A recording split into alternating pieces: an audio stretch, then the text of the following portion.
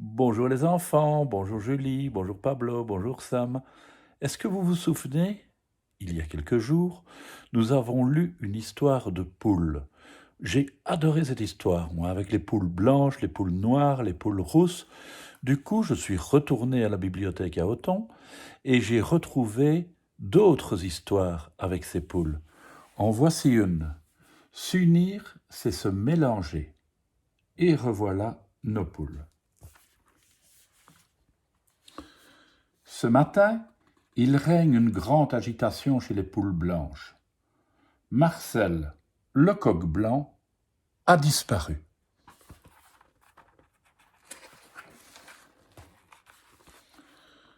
Noémie, son épouse, est inconsolable.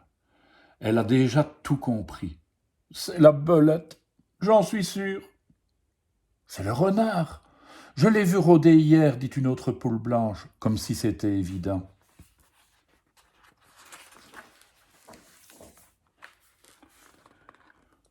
La nouvelle se répand très vite. Chez les poules noires, on compte et on recompte. Personne ne manque à l'appel, au grand soulagement de tout le monde.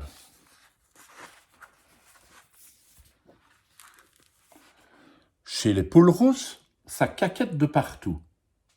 Gertrude, la poule grasse, est introuvable elle aussi.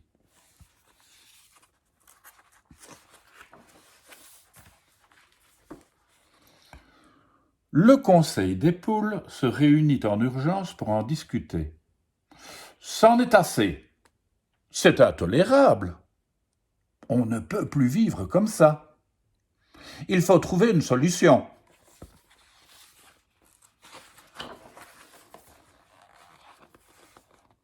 En colère, les poules ne tiennent plus en place. Ça caquette par-ci, ça caquette par-là, des idées par-ci, des idées par-là. Y a qu'à monter la garde toute la nuit. Faut qu'on s'arme. Y a qu'à renforcer les grillages. Faut qu'on tente des pièges. On ne s'entend plus.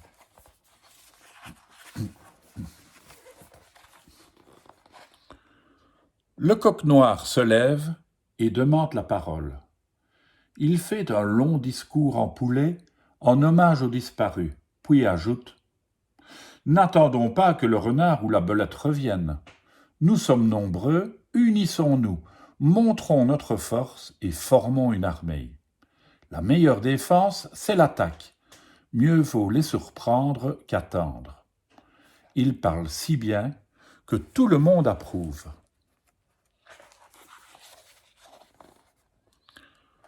Le coq roux se dresse à son tour. Il a une meilleure idée.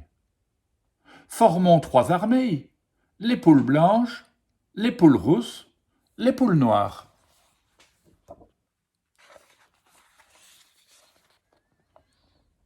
Le coq noir, lui, répond poliment qu'il vaut mieux une armée en un seul bataillon. S'unir, ce n'est pas se diviser, déclare-t-il, avant de se retourner vers l'assemblée. Formons un bataillon de 3 couleurs. Il sait décidément trouver les mots qu'il faut. Une fois de plus, tout le monde est d'accord. Le coq noir, avec ses belles idées, n'a aucun mal à convaincre les poules qu'il sera le chef du bataillon. Pour cela, les poules noires seront devant, les poules rousses et le coq roux derrière, et les poules blanches au centre. Les poules blanches n'ont plus de coq, elles ont besoin de notre protection.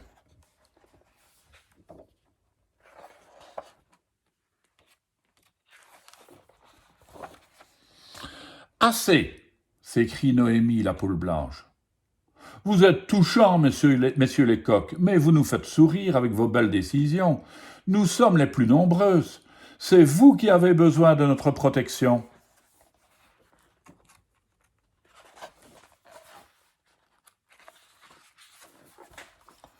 Les poules blanches, très impressionnées par le courage de Noémie, applaudissent vivement. Impossible de ne pas être d'accord. Enfin, presque. Le coq roux et le coq noir sont bien obligés de céder. Une fois la nouvelle organisation mise en place, ça s'agite très fort chez les poules rousses et les poules noires. Les poules blanches s'en mêlent. Toutes les poules semblent soudain avoir beaucoup de choses à se dire. Les becs se croisent et s'entrecroisent. Noémie a raison. Les coqs ne nous laissent pas donner notre avis. Nous sommes nombreuses, nous devons décider ensemble. Nous avons notre mot à dire, que nous soyons rousses, blanches ou noires. Après une longue cacophonie, 3 délégués des poules s'approchent. Au nom de toutes les poules de la basse-cour, nous demandons notre droit de vote pour une nouvelle répartition plus équitable. Étant elle-même une poule, Noémie, émue, approuve sans hésiter. Le coq noir et le coq roux, dépassés par les événements, se résignent et consentent d'un petit signe de tête. « Mesdames, messieurs, annonce Noémie, gallinacées, gallinacés, le vote est ouvert. » Le vote se déroule dans le calme. Le résultat donne une nouvelle répartition. Placez les poules en colonne.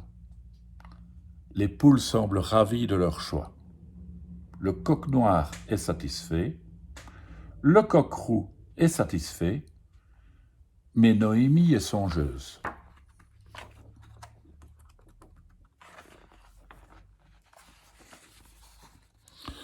D'accord, on cherche à être équitable, dit Noémie un peu sèchement.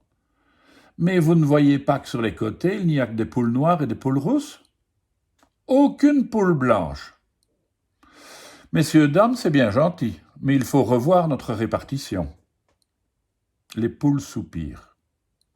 Les 2 coqs, confus, se penchent vers Noémie, déjà absorbée par de grands calculs. On dessine, on redessine, on gribouille, on regribouille. Finalement, tout le monde tombe d'accord. S'unir, ce n'est pas se diviser, c'est se mélanger. Plus une minute à perdre. Dans un brouhaha, le cri de guerre est lancé. Pour Gertrude, pour Marcel, pour les poules rousses, pour les poules blanches, en avant. Longue vie aux poules noires, longue vie aux poules rousses, longue vie aux poules blanches.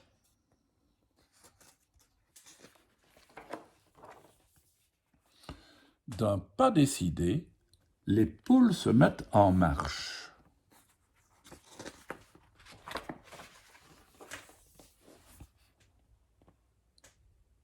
Elles marchent, mais...